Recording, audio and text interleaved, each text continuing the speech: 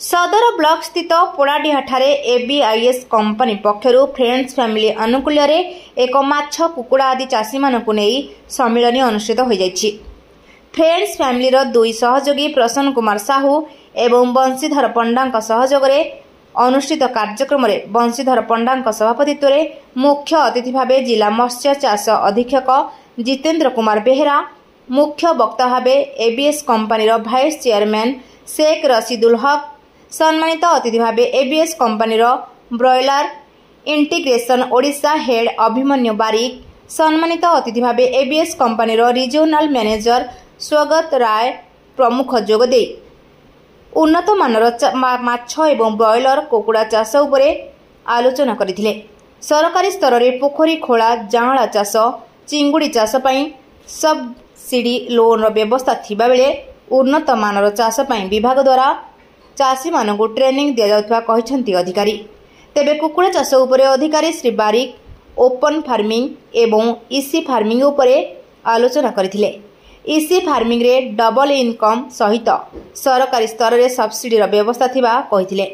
तेबे friends family उद्यम क्रमे रूपसा अंचल अनेक व्यक्ति माने माछ चाष सहित कुकुड़ा चाष करी आत्मनिर्भरशील होई परिथिबा बेले अन्य माने मध्य एहार सुजोग नै चाष करिबाकू अतिथि माने कहिथिले। मो ना बंशीधर पंडा, ये मोर कोनर प्रसन्न साहू। फ्रेंड्स फिशर नाम आम गोटे संगठन अच्छे जहाँकि आम माछ फार्म करूँ, माछर इंटीग्रेशन करूँ एवं दानार डीलरशिप करूँ। ये अंचल जिते चाषी रोचंती आम गोटे एंटरप्रेन्योर हिसाब से चाष देखुचु एवं ये अंचल डेवलपमेंट चिंता करी एवं समस्ते गोटे स्वावलंबी होबार व्यवस्था भितर आम रहीचु। आम पाचे आउ अन्य मैंने केमती स्वावलंबी हूँ ये आम चिंताधारा नहीं ये आम फ्रेंड्स फिशरी संगठन आम तैयारी कर आशा कर दिने माछ चाष कुकुड़ा चाष उन्नति कर डेभलप कर 2012 मसीह जो आम मोर बंधु मु चिंता कली बाबद 2013 स्टार्ट करूँ से अंचल गोटे एकर भी चाष हो नाला। आज आम मध्यम आम कर सारापर आउ अन्य मैंने प्रभावित होगी एठी वर्तमान पाखापाखि 200 एकर चाष आम अंडर हो 1200 टन ऊर्ध्व फीड आम दौचु एवं पाखापाखि 4 कोटी टंकार लाभांश वार्षिक समस्ते ये अंचल इनकम होम निश्चित खुशी। ये चेष्टा जदि आगू आहुरी बढ़े ये अंचल उन्नति आम पाइबा संग संग अंचल बहुत लोग पाइबे।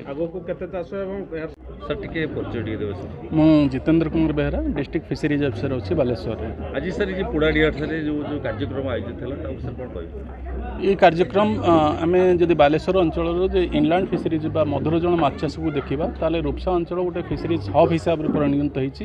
मु आज जो आह्वान देती फिशरीज हब है आम गोटे सीड विलेज बा जोटिकी केवल सीड अवेलेबल हम और से सीड विलेज चारिपटे लोक मैंने सीड को लेकिन चाष करेंगे जो थे कि माछ चाष अधिक अधिक उन्नति करेंगे माछ उत्पादन रे आम जिला को एवं राज्य को स्वावलंबी करेंगे एवं आम जिला जो भाव में नाम करी नाम को बजाय रखापी ये कार्यक्रम करा प्रति वर्ष प्रत्येक यही अंचल चाषी मानक नहीं कार्यक्रम करा मु विशेषकर आमर राज्य सरकार तरफ बा केंद्र सरकार तरफ जो जो कार्यक्रम करा से विषय में चाषी मानक बुझे था आर सुजोग नवा आवेदन करें।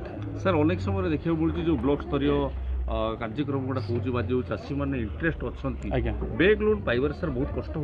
हाँ ठीक कथा कहले जदि बैंक लोन पाइबार असुविधा होची ताले आमे बैंक रो एलडीएम को जोगाजोग करबा आउ आपन को जानिबा कहीदे जदि कौन बैंक लोन रो आवश्यकता पाई लेट होची आम दृष्टि को आणतु आम डीएलबीसी बा डीसीसी मीटिंग रे पकेबा कलेक्टर को नजर को नबा विशेषकर आमर जदि कौन कार्यक्रम होची बैंक लोन रे जदि न दौरान आपन निजे जदि करूचंती सेथिरे मध्य सही परिमाण सब्सिडी आम सीधा सड़क डीबीटी मोड खाता को पठे दी पारथाउ। Thank you. बालेश्वर जिलूर मानस रंजन बेहरा रिपोर्ट ज्योति प्रभा न्यूज।